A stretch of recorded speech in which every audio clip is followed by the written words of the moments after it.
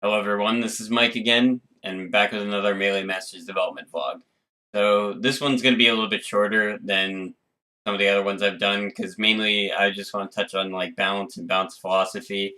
And so without showing you everything, there isn't that much to talk about, but I like to talk about at least the way I'm approaching balance more in depth on a character by character basis, and then a little bit more info on when the demo will be available. So to start things off, if you followed the Twitter, I posted a screenshot of some tech for Nixa, and she'll be the next character that'll be implemented along with I don't know if I've announced Animus yet, but he'll, she'll be in there soon too.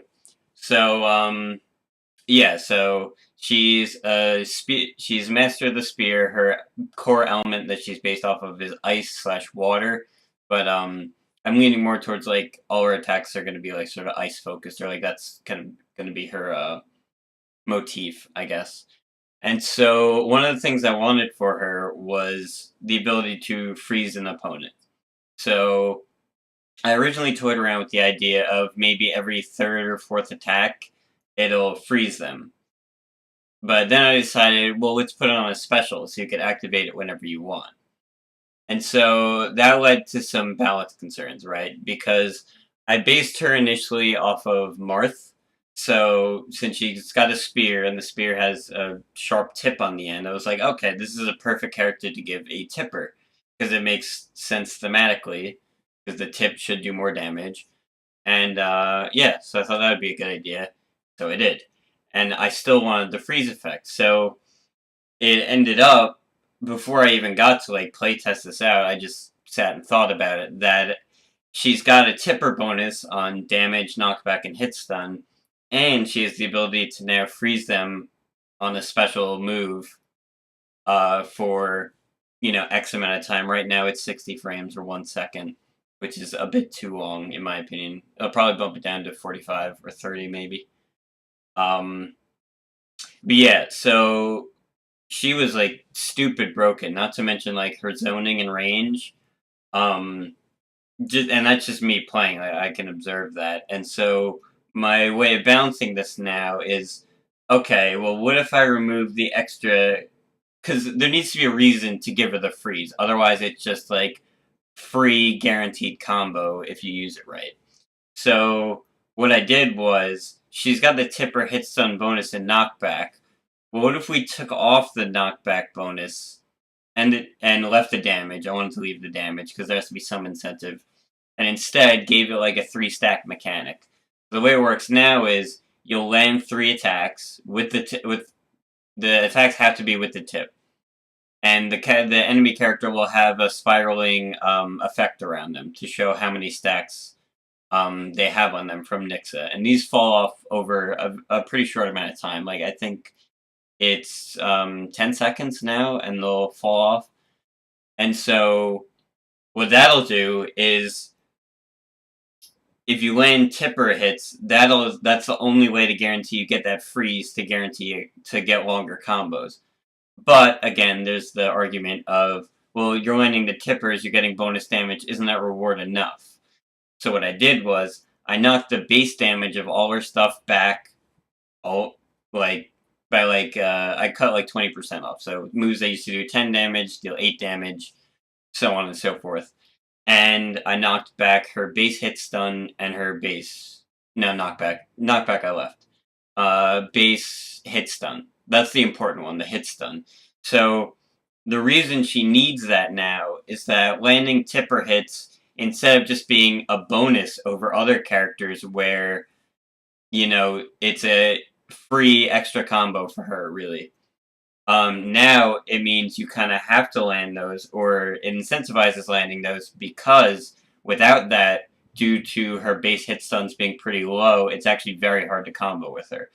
So this increases the skill cap to the character. It makes her less broken. It moves some of the aspects of the character away from just the character being strong and into you being strong with the character. If you can space the tipper effect very well, also get the bonus damage, and then Yeah, so that's sort of my approach to characters like her. I did a similar approach with who's the other character? I believe Quake, just because all his base hit stuns were too long, and since a lot of his moves hit upwards or they're very comboable, I cut the base hit stun off those.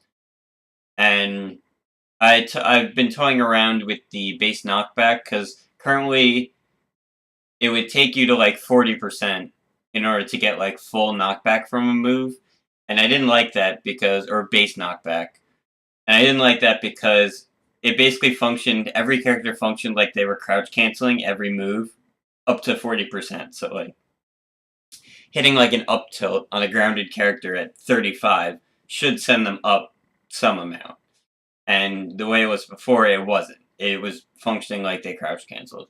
So it made it kind of nicer for ground combos, but I always like the ability of like, doing a falling up air and scoop someone up at like 20% and then start a combo off that.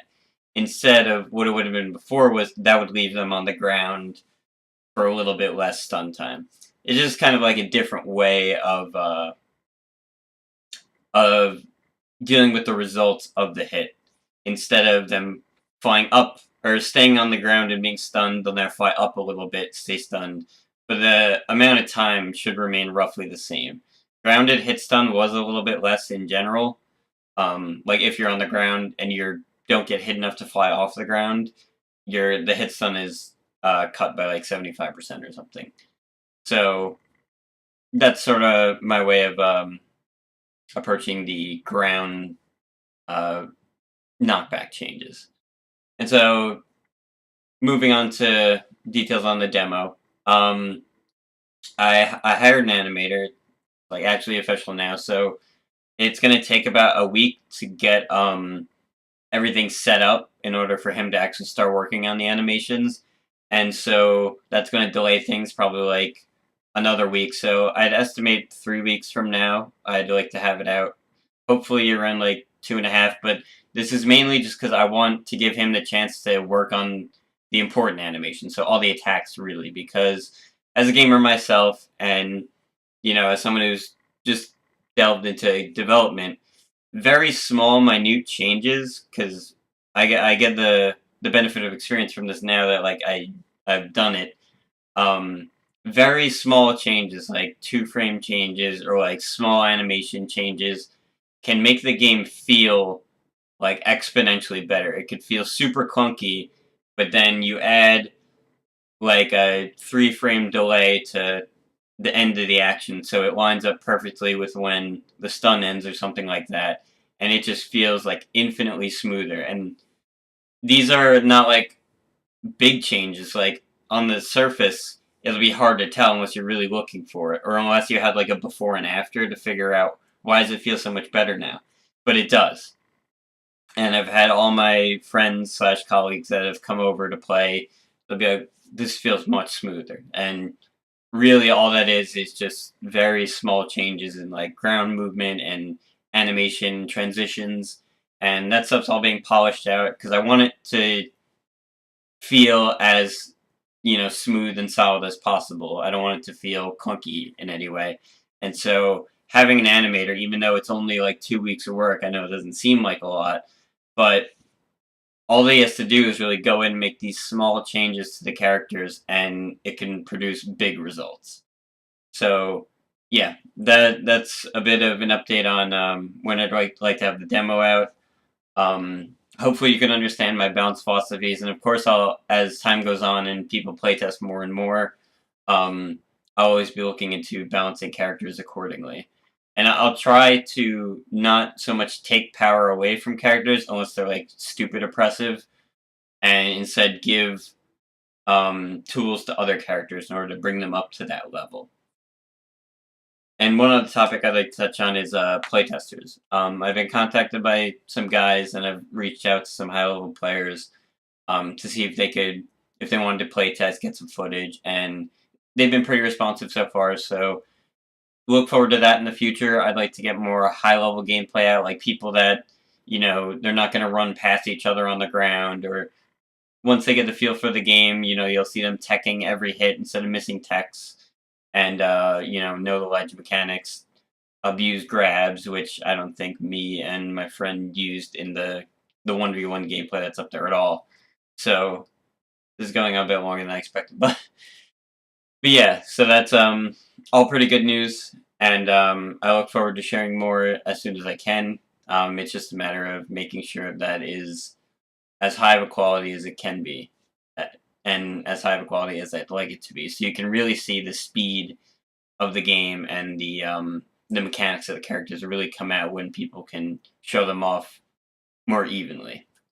So thank you for following development of the game, and thank you for watching the video. Stay tuned in the future.